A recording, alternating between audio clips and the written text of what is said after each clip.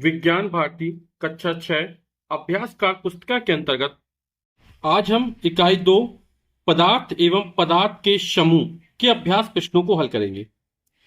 पहला प्रश्न है, निम्नलिखित प्रश्नों के सही विकल्प छांटिए। का निम्नलिखित में से सेफ्टी पिन बनाने के लिए किस पदार्थ का उपयोग करेंगे? तो लकड़ी एवं कांच, इसका उपयोग नहीं होगा। प्लास्टिक एवं कांच, इसका उपयोग नहीं होगा। प्लास्टिक एवं चमड़ा, इसका उपयोग नहीं होगा।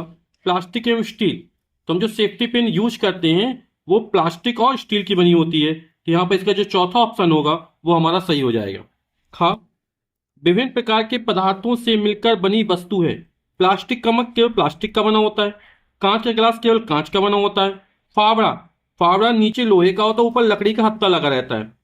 और लोहे की लिक्विड लोहे की बनी होती है। तो इसका सही विकल्प हो जाएगा फावड़ा, जो लकड़ी और लोहे से मिलकर बनता है।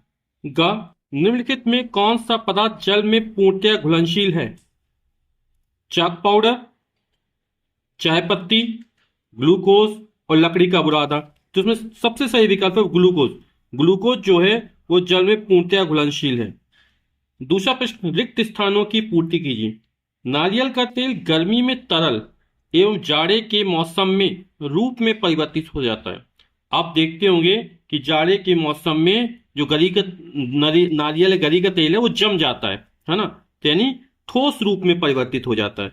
तो यहां पर लिख देंगे ठोस रूप में। प्लास्टिक बटन, आलपेन तथा कागज में से चुंबक से चिपकने वाली वस्तु है। तो चुंबक से कौन चिपक जाएगा? ये आलपिन चिपक जाएगी, तो यहां खाली स्थान पर आलपिन आ जाएगी।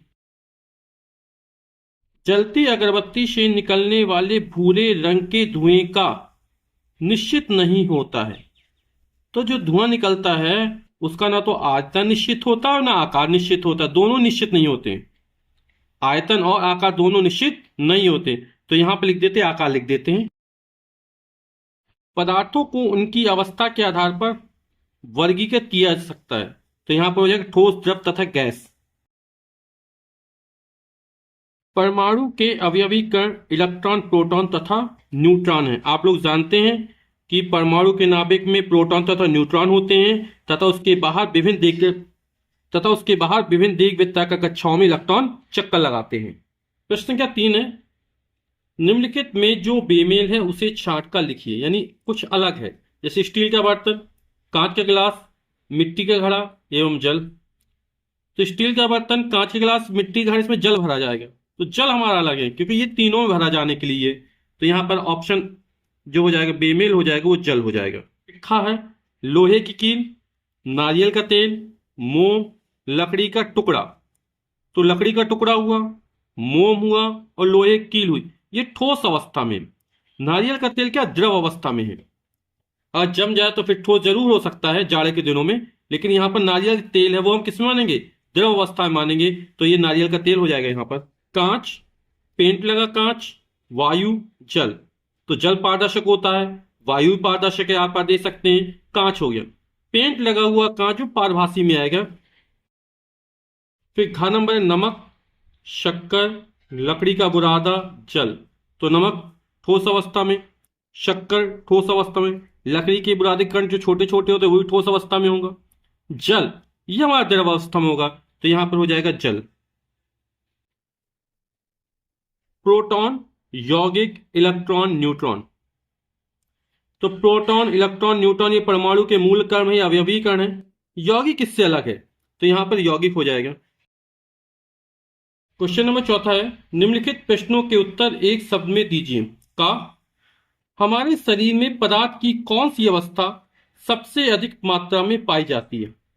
हमारे शरीर में सबसे अधिक जो मात्रा पाई जाती है वो जल की पाई जाती है। और हमारे भार का लगभग 70% तक जल होता है। और जल कौन सी अवस्था में होता है? द्रव अवस्था में होता है। पूछा कौन सी अवस्था, तो उत्तर हो जाएगा द्रव अवस्था। और कौन है द्रव में? जल। कार की विंड स्क्रीन को बनाने के लिए किस प्रकार के पदार्थ का उपयोग किया जाता है? तो विंड स्क्रीन बनेगी तो उसे पारदर्शक पदार्थ का उपयोग किया जाता है, जैसे कांच का प्रयोग कर सकते हैं। ग नंबर, अगरबत्ती की सुगंध किसके कारण पूरे कमरे में फैल जाती है? तो जो अगरबत्ती की सुगंध है वो विसरण के कारण पूरे कमरे में फैल जाती है। विसरण जो होता है वो गैसों में सबसे ज्यादा होता है, किसी पदार्थ के कणों की गति के कारण दूसरे पदार्थ के साथ फैलने और मिलने की प्रक्रिया को विसरण कहा जाता है। और ये पदार्थों का गुण होता है और ये गैसों में सबसे ज्यादा होता है। तो अगरबत्ती की सुगंध किसके कारण पूरे कमरे में फैल जाती है? विसरण कारण, क्योंकि गैसों में विसरण का गुण सबसे ज्यादा होता है। आपके घर में कौन सी ऐसी वस्तु है जो तीनों भौतिक अवस्थाओं में देखी जा सकती है? तो वो जल हो जाएगा। जल जब जम जाता है तो बर्फ बन जाती है, और जल को जब वाष्पित करते हैं, गर्म करते हैं, तो वो वाष्पित यानी जल वाष्प प्राप्त हो जाती है हमको। क्वेश्चन 5वां, वर्ग में ऊपर से नीचे, बाएं से दाएं तथा तिरछे दिए गए सार्थक अक्षरों की सहायता से शब्द बनाकर रिक्त स्थानों की पूर्ति कीजिए। जैसे प्लास, रिंच, हथौड़ी इत्यादि हैं, तो ये हमारे क्या है? तो ये हमारे औजार में आएगा। तो यहां पर लिख देंगे औजार। फिर पारदर्शी वस्तु है, तो जो कांच हमारा है वो पारदर्शी वस्तु में आ जाएगा। जल में घुलनशील पदार्थ होते हैं, तो जल में घुलनशील पदार्थ उनको कहते हैं विलेय। तो ये हमारा विलेय हो गया। अपारदर्शी वस्तु है, तो अपारदर्शी वस्तु क्या हमारा? ये चमड़ा हो जाएगा। फिर जल से हल्की वस्तु है। अब क्या होता है, जो वस्तु जल में तैर जाए, है ना, तो यहां पर क्या हो जाएगा? मोम जो हो जाएगा वो जल से हल्की वस्तु हो जाएगा। पारदर्शी एवं विलायक है, तो पारदर्शी एवं विलायक है वो हमारा जल हो जाएगा। ये जल का ऑप्शन हो जाएगा। ये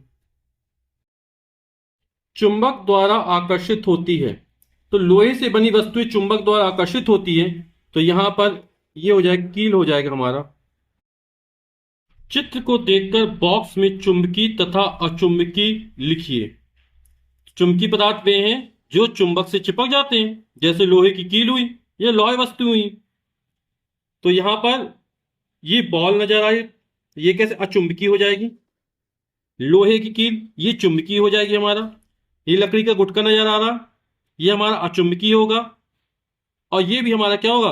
अचुंबकीय होगा। तो यहां पर ये लोहे की कील चुंबकीय में आएंगी और बाकी ये तीन अचुंबकीय में आएंगे। फिर अगला प्रश्न है 7वां, नीचे दिए गए पदार्थ जल में घुलनशील, अघुलनशील है, सम्मुख बॉक्स में लिखिए। जैसे जो नमक है वो जल में घुल जाता है, तो ये घुलनशील में आएगा।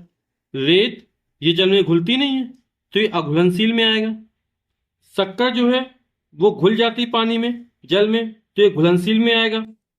चॉक पाउडर भी घुलनशील में आएगा। लकड़ी का बुरादा ये नहीं घुलता है, ये अघुलनशील में आएगा।